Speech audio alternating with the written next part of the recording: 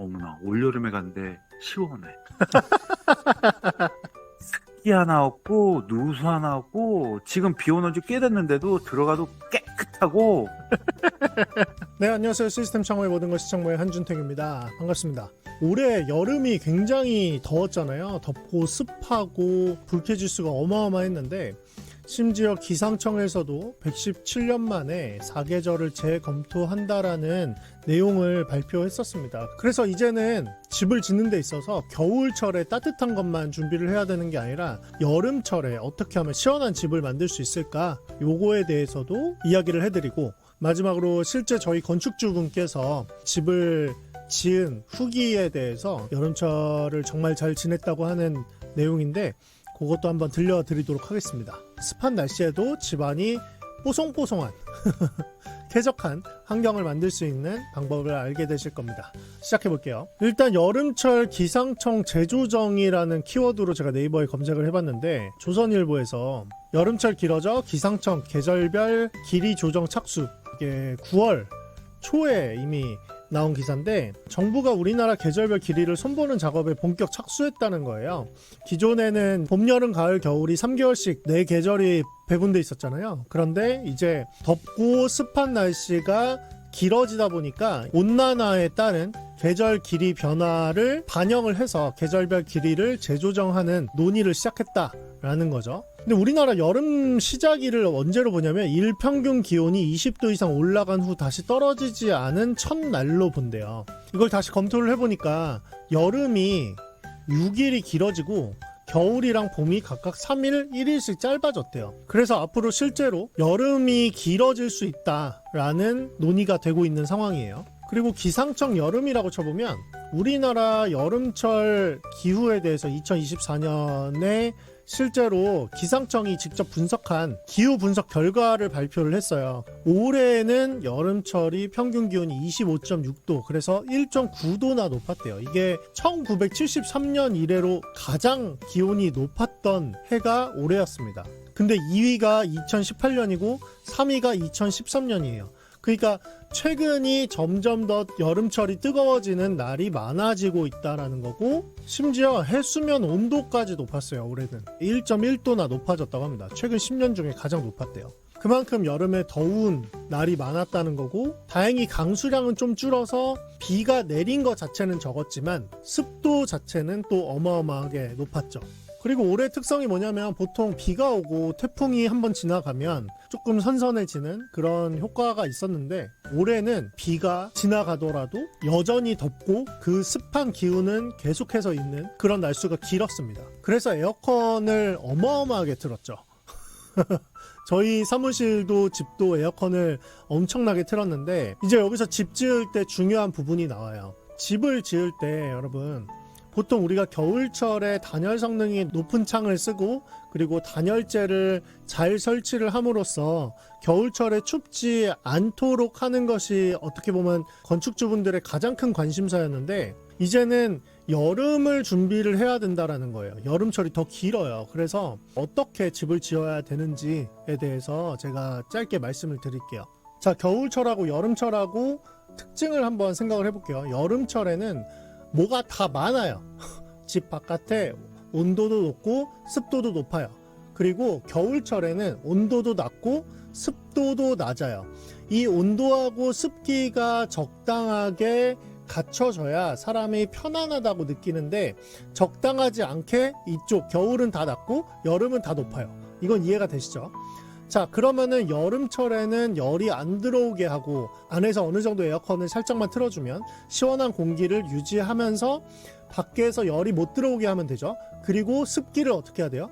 에어컨을 틀면 살짝 습도가 떨어져요. 제습 역할도 어느 정도 하니까. 그러면서 바깥에 있는 이 습기, 습한 공기가 안으로 들어오지 못하게 하면 되죠. 그리고 겨울철에는 똑같이 안에 있는 온도가 따뜻하잖아요. 아무래도 난방을 하기도 하고 사람 인체 열도 있고, 이것이 밖으로 빠져나가지 못하게 하는 것이 중요해요. 이것도 똑같습니다. 열 차단. 여름철에도 열 차단, 겨울철에도 열 차단. 열을 차단해 주는 게 중요하고, 이것이 단열 성능이에요. 그리고 안에서의 이 습기가 밖으로 나가지 않게 하는 게 중요해요. 그것도 습기를 차단하는 겁니다. 여름철에는 밖에서 못 들어오게 하는 거고 겨울철에는 안에 있는 것이 빠져나가지 못하게 하는 거예요. 자, 그래서 열과 습기를 차단하는 것이 집을 쾌적하게 하는 것에 굉장히 중요합니다. 그런데 겨울철뿐만 아니라 여름철에도 이게 훨씬 더 중요해졌다는 얘기예요. 그래서 결국에는 겨울이든 여름이든 상관없이 창문과 창문 주변에 단열 성능을 높게 해줘야 된다는 거고 기밀 성능을 높게 해줘야 된다는 거예요. 근데 여기에서 중요한 게 있어요. 이 창문 자체는 뭐 이중창, 미국식 창, 뭐 독일식 창 다 비교를 해보면 무조건 독일식 창문이 단열 성능과 기밀 성능이 높을 수밖에 없습니다. 그거는 창문에 대한 얘기니까 제가 다른 영상에서 많이 이야기를 해드렸을 거예요. 오늘은 좀 창문 주변에 대한 얘기를 해드릴게요. 창문 주변에 습기가 통하지 않게 해주는 게 굉장히 중요합니다. 비가 새지 않더라도 습기는 들어올 수 있는 거 아시죠? 고어텍스랑 비슷해요. 고어텍스는 물방울은 통과하지 않고 우리 뭐 등산복이나 이런 고어텍스로 된 옷 있잖아요. 이거는 물방울이 통과하지는 않으면서 땀이 났을 때 그 습기는 밖으로 배출이 되기 때문에 이게 고성능 옷인 거잖아요. 그런 것처럼 물이 새지는 않더라도 습기가 들어올 수는 있습니다. 이게 창문의 성능이 떨어지거나 창문 주변을 제대로 처리하지 않으면 습기가 들어와요. 그런데 이 부분에 대해서 철근 콘크리트하고 경량 철골, 그러니까 샌드위치 패널, 이 부분에 대해서 오늘 좀 집중적으로 이야기를 해드리려고 합니다. 일단 철근 콘크리트 이야기 먼저 해볼게요. 철근 콘크리트는 여기가 골조고 여기가 창문 밑부분입니다. 저희가 피스로 고정을 시키죠. 그리고 여기 피스가 들어가는 거는 30mm 이상 무조건 들어가야 됩니다. 자, 저희가 창문을 살짝 띄워가지고 여기다가 단열폼을 충진을 하잖아요. 그리고 설치하기 전에 미리 테이프를 이렇게 붙여요. 이렇게 나풀거리겠죠? 이 나풀거리는 테이프를 여기는 부착돼 있고 요렇게 해서 이쪽에 골조에다가 직접 붙입니다. 철근 콘크리트 위에다가 붙여야 되기 때문에 여기가 돌가루가 많이 날릴 거 아니에요. 그러니까 여기에 사전에 프라이머 칠을 미리 해서 테이프를 이렇게 붙여야 안정적으로 붙겠죠. 이게 떨어지지 않고. 이 테이프가 보통 고어텍스로 된 투습 방수지예요. 그리고 테이프가 안으로는 이렇게 붙죠. 폼이 이렇게 있는데 이 폼을 쏠 때 저희가 물을 뿌려서 쏴요. 이 폼이 잘 팽창하고 잘 흡착될 수 있게. 그러면 폼에 사용됐던 이 습기가 있잖아요. 이 습기가 밖으로 빠져나갈 수 있게 처리를 합니다. 그리고 여기는 방습 테이프를 붙여요. 그래서 여기는 완전 비닐이에요. 안으로도 침투가 안 되고 여기서 밖으로도 못 나가요. 습기가. 그래서 외부로만 나갈 수 있게 이 테이프를 투습 방수지로 합니다. 투습 방수지. 그래서 안에 있는 습기가 밖으로 나가요. 중요한 거는 창문하고 요 골조하고를 사이를 막아주는 테이프가 필요하다라는 거예요. 요거를 잘해줘야 아까 말씀드렸듯이 여름에 이 안에 온도와 습도를 쾌적하게 맞췄는데 밖에서 뜨거운 열이나 습도가 여기로 통과하지 못하게 만들어줘야 된다는 거예요. 자, 그런데 여기에서 이 골조에다가 바로 붙이려면 어떻게 해야 돼요? 요 단열재가 없어야 되죠. 그래서 외단열재가 붙지 않은 상태에서 콘크리트가 완성이 되면 창문이 바로 시공이 돼야 됩니다. 이게 정석이에요. 정석. 어쩔 때 정말 저희가 잘 안 하기는 하는데 외단열을 일체 타설을 하시는 경우가 있어요. 이 콘크리트하고 단열재하고 같이 부착을 해버리는 거죠. 사실 이게 좋은 시공 방식은 아닙니다. 근데 만약에 그렇다 하더라도 이 부분을 비워놔야 돼요. 이 부분을. 그래서 이 부분이 없는 상태에서 이 창문과 골조에 테이프가 직접 붙을 수 있게 해주고 그 다음에 단열재를 다시 붙여야 돼요. 그래야 이 단열 성능이 있는 이 자재들이 다 연결이 되면서 창문 주변의 단열 성능과 기밀 성능, 습기가 통과하지 못하는 기밀 성능이 완성이 됩니다. 자, 네, 여기서 이제 샌드위치 패널입니다. 샌드위치 패널, 여기에 이렇게 샌드위치 패널이 이렇게 들어가 있잖아요. 제가 마감까지는 다 디테일하게 그리지 않았어요. 마감이 이렇게 있겠죠. 여기 이렇게 부착돼서 이런 식으로 있겠죠. 창호를 설치를 하려면 여기에 창호 주변에 사각형으로 쇠파이프를 돌려서 골조를 보강을 해줘야 돼요. 이 삼중 유리가 어마어마한 무게를 가지고 있거든요. 그 무게를 안정적으로 버틸 수가 있어요. 창문이 열고 닫을 때마다 움직이게 되면 요 주변에 마감이라던가 이런 것들이 뜨기도 하고, 그리고 단열재가 문제가 생겨서 집 전체에 하자가 생기거든요. 그것을 방지하려면 무조건 이렇게 철물 보강재를 안에다가 해줘야 됩니다. 그래서 그 철물에다가 이 피스로 고정을 해야 돼요. 그래야 창문이 안정적으로 설치가 되고요. 여기 위가 지금 보통 단열재가 노출되어 있을 거예요. 그러면 저희가 창문을 시공을 하고 이 테이프를 붙일 데가 없어요. 이 아까 말씀드린 이 고어텍스의 테이프를 붙일 데가 없어요. 이거를 붙이게 되면 여기다가 붙이게 되면 여기가 단열재이기 때문에 다 떠요. 테이프가. 그럼 붙이나 마나예요. 그래서 여기서는 어떻게 해야 되냐면 이렇게 알루미늄 후레싱을 밖으로 빼요. 알루미늄 후레싱을 설치를 해서 여기에다가라도 붙여야 됩니다. 그리고 마감을 이렇게 쳐야 되죠. 그렇게 해야 밖에 있는 습기가 이쪽으로 못 들어가고 요렇게 당연히 창문으로 못 들어가죠. 이렇게 했을 때 여기가 막힙니다. 이게 막혀져야 이 습기가 요렇게 해서 안으로 통과를 못 하고요. 그래서 요 부분의 디테일을 요렇게 하셔야 된다. 그래야 여름철에도 뽀송뽀송한 집에서 사실 수 있다. 특히 샌드위치 패널에 대해서 이런 부분들을 잘 알고 있는 분들이 그렇게 많지가 않아요. 물론 있지만 일반 건설사들은 이 부분에서 그렇게 신경을 쓰진 않았어요.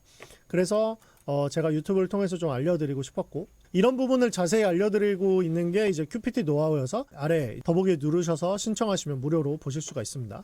그래서 실제로 이렇게 경량 철골 구조로 샌드위치 패널로 집을 좀 크게 지으신 건축주분이 어느 날 저하고 통화를 하시는데, 그분이 이제 자기의 세컨하우스를 지으시고 자기 짓고 있는 집도 이제 시스템 차원으로 바꾸려고 하면서 이제 통화를 하셨는데, 그분이 통화하면서 본인 집 자랑을 엄청 하셨어요. 창문을 이렇게 설치를 해야 되는구나 라는 거를 얘기를 해주셨어요. 같이 한번 들어볼게요. 여보세요. 예, 여보세요? 네, 안녕하세요. 안녕하세요. 네, 저랑 좀 재밌게 친하게 지내는 건축주분입니다. 아, 내가 많이 이거 해야 되는데 시골인데 저지다 보니까 근데 네, 따뜻해. 그죠. 겨울철 따뜻하고 겨울철에 따뜻하다는 얘기. 이게 있더라고. 통화 가능해요. 또 본격적으로 집 자랑이 시작됩니다. 이게 올여름 언제서부터 더운지 아세요? 30도 넘어간 거? 몰라요? 5월인가? 4월 초. 아 진짜요? 4월 초부터 9월 초까지 6개월이었어. 이 더위가. 네네네. 그러니까 내년에는 더 더워진대요. 네네네. 그래서 지금 6개월이 더웠는데 우리가 외벽은 저걸로 했잖아요. 그 샌드위치 판넬. 네네. 안에도 또 우레탄 폼 쏘고 했잖아요. 네네. 어머나, 올여름에 갔는데 시원해. 그쵸, 냉기가 안 빠지죠. 그렇게 여름에 장마철에 습했잖아요. 네네. 집안에 그런 게 없어. 오. 잘못하는 사람들이 많어. 왜냐면 창호할 때 무조건 붙여서 해야 된다고 하는 사람들이 있는데, 이 노가다 사람들을 설득시키기가 많이 힘든데, 네네. 우리는 그 철파이프로 해가지고 거기다 박아봤잖아요. 네네네네. 습기 하나 없고 누수 하나 없고 지금 비 오는 지 꽤 됐는데도 들어가도 깨끗하고 그러니까 이것을 하는 게 맞아. 맞아요. 네, 이분이 저랑 이제 초창기부터 컨설팅을 하시면서 창호 시공을 어떻게 해야 되는지, 창호 주변을 어떻게 해야 되는지에 대해서 얘기를 많이 했는데, 제가 창문 주변에 대해서는 저희가 처리를 해드릴 수 있지만 그 마감이나 뭐 이후의 공정에 대해서는 직접 해드릴 수는 없고, 그래서 이제 다 알려드렸는데 건축주분이 이제 시공하시는 분이랑 그런 것들을 다 알고 계시니까 시공사가 원래 하려고 했던 대로 했으면 진짜 큰일 날 뻔했죠. 근데 대부분의 건축주분들이 이 부분을 잘 모르기 때문에 저희가 가이드를 해드리려고 이제 노력을 많이 하는데, 그런 부분에서 이제 잘 조율되셔서 정말 만족하는 집이 완성된 케이스입니다.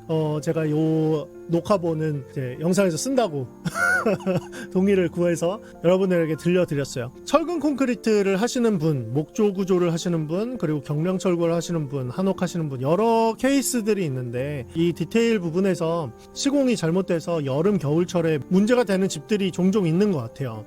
저희는 제가 이렇게 가이드를 해드리기도 하고, 지금 뭐 아래 신청처럼 교육을 해드리기도 하기 때문에 제가 많이 본 케이스는 없지만 이런 사례들을 통해서 오히려 제가 건축주분들에게 배우기도 합니다. 그래서 앞으로 이런 기술적인 내용들도 여러분들에게 많이 알려드리고, 그런 것들을 좀 집약을 해서 그 교육을 준비하고 있으니까 여러분들이 신청하시고 보셨으면 좋겠습니다. 어쨌든 여름은 다 갔고 이제 가을이 성큼 왔습니다. 여러분 모두들 환절기에 감기 조심하시고 오늘도 건강한 하루 되시길 바랍니다. 저는 다음 영상에서 또 찾아뵙도록 하겠습니다. 지금까지 시창모의 한준택이었습니다.